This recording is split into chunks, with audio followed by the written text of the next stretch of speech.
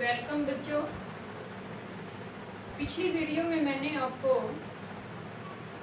मुंशी प्रेमचंद के फटे जूते उसकी समरी करवाई थी और साथ में लेखक का जीवन परिचय। प्रेमचंद के फटे जूते के लेखक हैं हरिशंकर परसाई जी, जिन्होंने इस निबंध को लिखा है और ये एक व्यंग्यात्मक निबंध है क्योंकि इस पे व्यंग किए गए हैं। पिछली वीडियो में मैंने आपको अभ्यास के प्रश्न करवाए थे और आपने वो अपनी उत्तर पुस्तिका में लिख लिए होंगे। आप अपनी उत्तर पुस्तिका और साथ में पेन लेकर के बैठें ताकि यहाँ पर जो प्रश्नों के उत्तर आपको करवाए जा रहे हैं वो आप अपनी पुस्तिका में लिखने और उनको याद करने का काम आसान हो जाएगा। इस लेसन के अंदर कुछ मुहावरों का प्रयोग हुआ है, कुछ आंचलिक भाषा के शब्दों का प्रयोग हुआ है, कहीं पर देसी भाषा का भी प्रयोग हुआ है।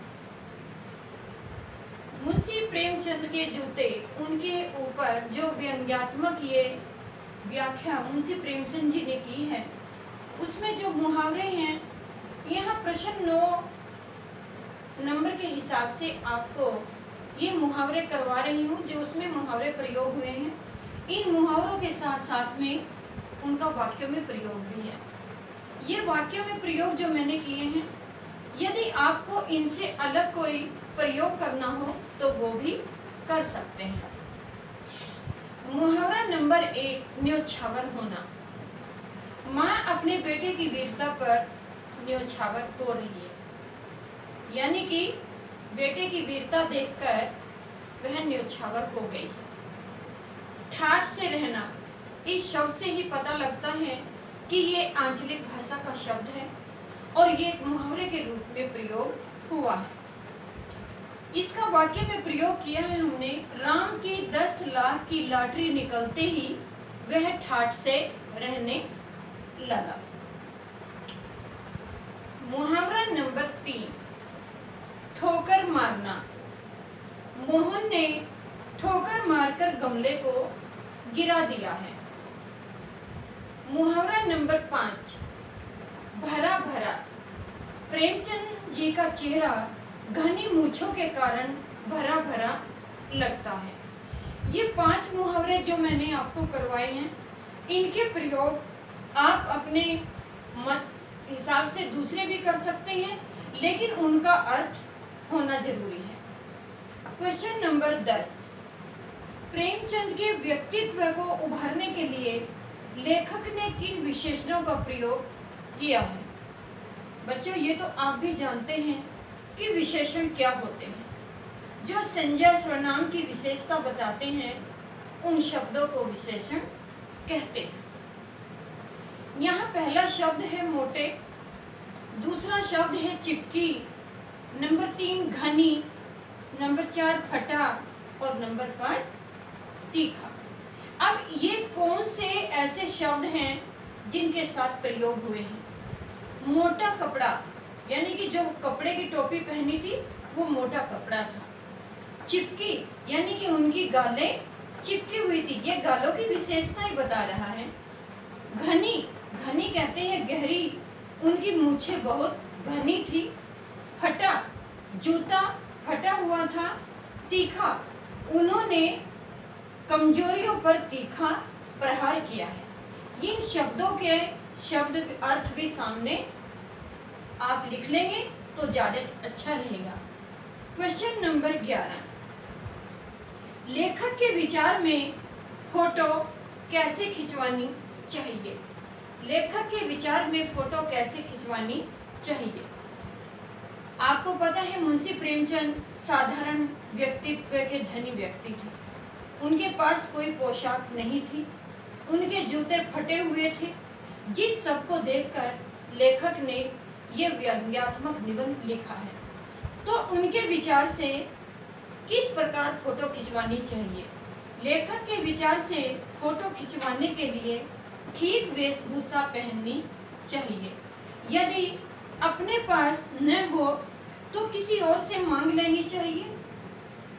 लोग तो दूसरे का कोट मांगकर वर दिखाई कर लेते हैं, मोटर मांगकर बारात निकाल लेते हैं, तथा इत्र, जिसको आप लोग परफ्यूम कहते हैं, इत्र चुपड़कर फोटो खिंचवा लेते हैं कि शायद फोटो में सुगंध आ जाए।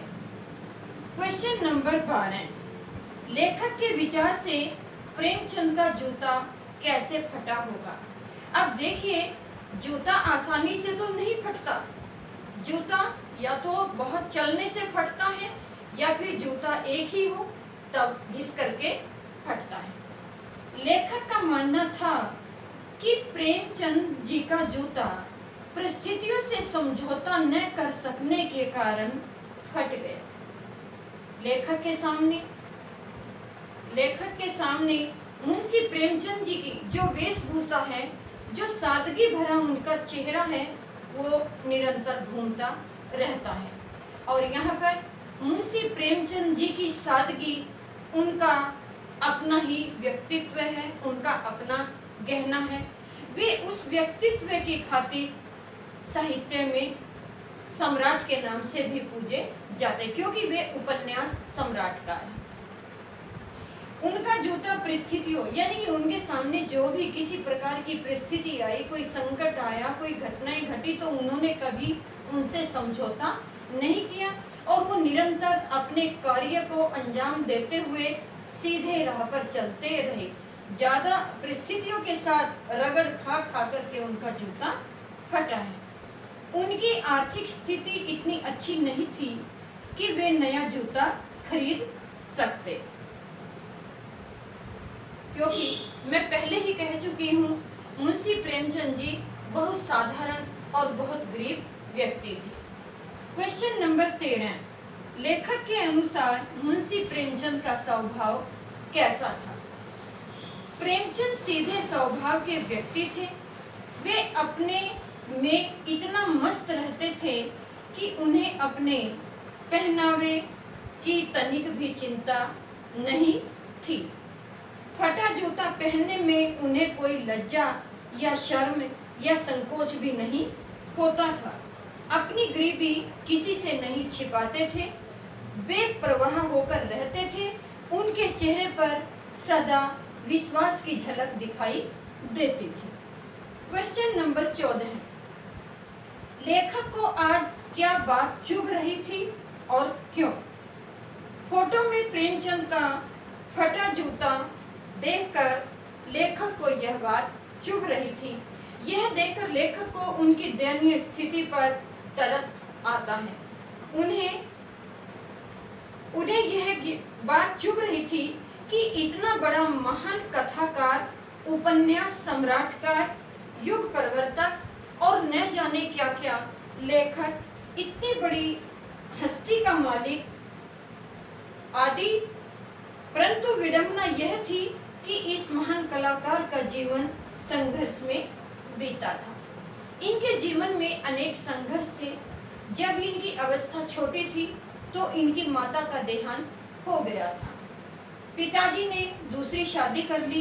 विमाता इनको बहुत दुख देने लगी। इनकी खुद की शादी हुई, अपना परिवार और माता का परिवार की जिम्मेवारी इनके सिर पर आ पड़ी। ये तंगहाली से उबर भी नहीं पाए कि साथ में ये इनकी पत्नी बीमार रहने लगी और ये भी बीमार रहने लगे। जैसे तैसे करके घर का गुजारा चलाना मुश्किल। इन्होंने एक प्रेस लगाई, वहाँ पर ये अपना जो लेखन कार्य था उसको छपवाने का काम करने लगे। महात्मा गांधी से प्रभावित होकर ये असहयोग आंदोलन में कूद पड़े और उन्होंने जेल की यातनाएं भी सही। ये इनके जीवन का एक संघर्ष है जो लेखक ने यहाँ पर प्रस्तुत किया है। यहाँ स्पेस नहीं है, इसलिए मैं आपको 3 क्वेश्चन और करवाती हूँ। लेखक का साहित्यिक पुरखे से क्या अभिप्राय है, क्या उसे समझाना चाहता है। लेखक का साहित्यिक पुरखे से अभिप्राय मुंशी प्रेमचंद से है, क्योंकि वे लेखक से पहले के सुप्रसिद्ध उपन्यासकार, कथाकार, निबंधकार और युग प्रवर्तक साहित्यकार थे। लेखक उन्हें यह समझाना चाहता था कि उनका फटा हुआ जूता जिसमें से अंगुली बाहर निकल रही है, वह उसी फटे हुए जूते को पहनकर फोटो खिंचवाने चल पड़े। उन्हें यह बात पर ध्यान देना चाहिए था, फोटो खिंचाते समय धोती को थोड़ा नीचे कर लेते जिससे पाँव का अंगूठा छिप जाता। क्वेश्चन नंबर 16, लोग क्या क्या मांगकर आर्थिक स्थिति छिपाते हुए कार्यों को पूरा करते हैं। आज के युग में लोग अपनी कमजोरियों को, अपनी गरीबी को छिपाकर अनेक प्रकार के ऐसे कार्य करते हैं जो अंत में हास्यास्पद होते हैं। फोटो खिंचवाने के लिए जूते मांग लेने चाहिए थे। उन्होंने कहा कि मुंशी प्रेमचंद जी को जूते मांग लेने चाहिए थे। वैसे इस प्रश्न का जो क्वेश्चन है वो आपका यहाँ पर आ चुका है क्वेश्चन नंबर 11 में। फिर भी मैं रिपीट कर रही हूँ। उनका जूता फटा था, उसमें से अंगुली बाहर निकली हुई थी। फटे जूते को पहनकर फोटो खिंचवाने के लिए चल पड़े।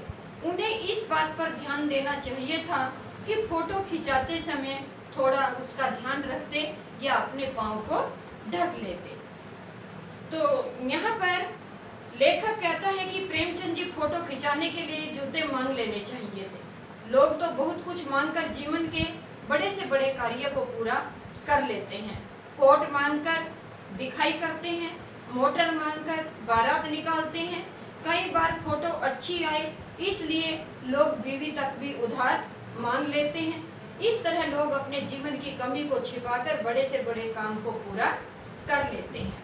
क्वेश्चन नंबर 17, प्रेमचंद ने यह क्यों कहा कि मैं चलता रहा मगर तुम चलोगे कैसे। प्रेमचंद ने ऐसा इसलिए कहा कि वे अपने जीवन में आने वाली सभी कठिनाइयों से लड़ते हुए आगे बढ़ते रहे। उन्होंने कभी भी तंगहाली को छिपाने का प्रयास नहीं किया। वे जिस हाल में रहे हैं सदा सहज भाव से निरंतर आगे बढ़ते रहे। तंगहाली को छिपाकर दुनिया में अपनी शान बढ़ाना चाहते हैं, ऐसे लोगों की इस संसार में कमी नहीं है। परंतु एक दिन सब कुछ सामने आने पर लोग जीवन में आगे बढ़ना भूल जाएंगे, वे चल भी नहीं पाएंगे। बच्चों, मैंने पिछली वीडियो में अभ्यास के प्रश्न करवाए थे और इस वीडियो में पाठ के आसपास जो प्रश्न और हैं वो करवाए हैं।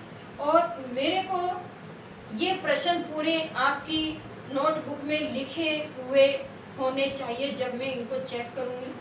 तो अब ये प्रश्न आप बहुत अच्छी तरह से याद करेंगे और याद करने के बाद अभ्यास पुस्तिका को सुंदर तरीके से बना करके लेके आना है।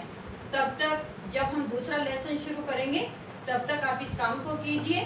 धन्यवाद।